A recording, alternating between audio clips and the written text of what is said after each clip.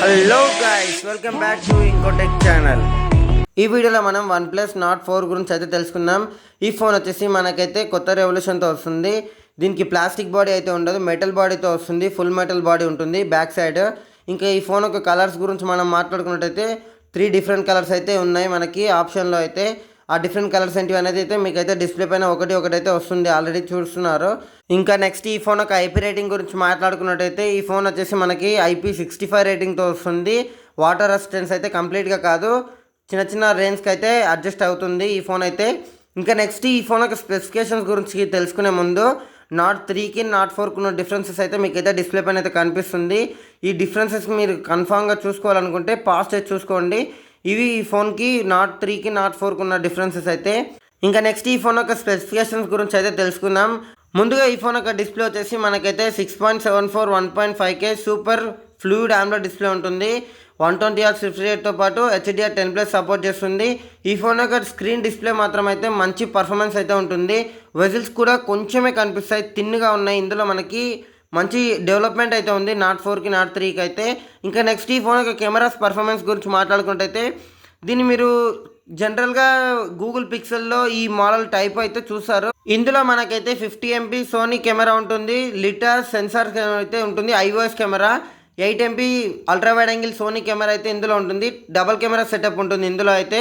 ఇంకా next selfie గురించి మాట్లాడుకున్నట్టయితే 16 MP front camera ఉంటుంది, సెల్ఫీ కెమెరా.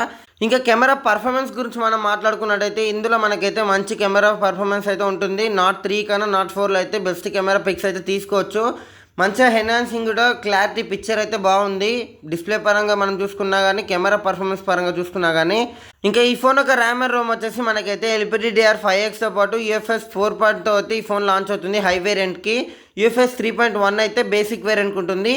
బేసిక్ వేరియంట్ వచ్చేసి 8GB 128, హై ఎండ్ వచ్చేసి 12GB 256. ఇంకా ఈ ఫోన్ యొక్క పర్ఫార్మెన్స్ అండ్ గేమింగ్ గురించి మాట్లాడుకున్నట్టయితే ఇందులో మనకి మంచి పర్ఫార్మెన్స్ అయితే ఉంటుంది. స్నాప్డ్రాగన్ 7+ Gen 3 ప్రాసెసర్ని వాడుతున్నారు.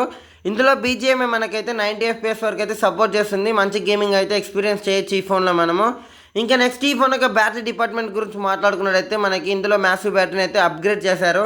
ఇందులో మనకైతే 5500 mAh మ్యాసివ్ బ్యాటరీ అయితే ఉంటుంది. దాంతో పాటుగానే 100 watts fast charging hook charging అయితే ఇందులో మనకి సపోర్ట్ చేస్తుంది. ఫోన్ కూడా మనకి 100 watts ఫాస్ట్ ఛార్జింగ్ అయితే సపోర్ట్ చేస్తుంది. మనకి ఇది మినిమం 30 minutes లోపు అయితే పక్కాగా అయితే 100% ఛార్జ్ అవుతుంది. ఇంకా నెక్స్ట్ ఈ ఫోన్ యొక్క కనెక్టివిటీస్ గురించి మాట్లాడుకున్నట్లయితే మీకు అయితే డిస్ప్లే పైన కనిపిస్తుంది. Wi-Fi 6 ఉంటుంది, IR బ్లాస్టర్ ఉంది, 5.4 బ్లూటూత్తో వస్తుంది, USB 2.0 వస్తుంది, NFC ఉంది, డ్యూయల్ సిమ్ నానో స్లాట్ ఉంది. ఇంకా నెక్స్ట్ ఈ ఫోన్ యొక్క సెక్యూరిటీ అండ్ హ్యాండ్రెడ్ అప్డేట్స్ గురించి మాట్లాడుకున్నట్టయితే మనకి 4+6 అయితే ఇందులో అయితే ప్రొవైడ్ చేస్తున్నారు OnePlus నుంచి. ఇంకా నెక్స్ట్ ఈ ఫోన్ యొక్క ప్రైసింగ్ గురించి మాట్లాడుకున్నట్టయితే మనకైతే ప్రైసింగ్ అయితే చాలా ఇంట్రెస్టింగ్గా ఉండబోతుంది, ఎందుకంటే ఇది మంచి సిరీస్ కాబట్టి. ఇంకా మీకైతే ప్రైసెస్ అయితే ఈ ఫోన్ యొక్క వేరియంట్స్ని బట్టి ప్రైసెస్ అయితే డివైడ్ అయిపోయినాయి. ఈ ప్రైసెస్ అయితే మీకు అయితే డిస్ప్లే పైన అయితే కనిపిస్తుంది. ఈ ఫోన్ యొక్క ప్రైస్ మీకు వర్త్ అనిపిస్తే లైక్ అయితే కొట్టండి, లేదు ఈ ఫోన్ ఏ సెగ్మెంట్లో ఉంటే బెస్ట్ అనేది కమెంట్ అయితే చేయండి.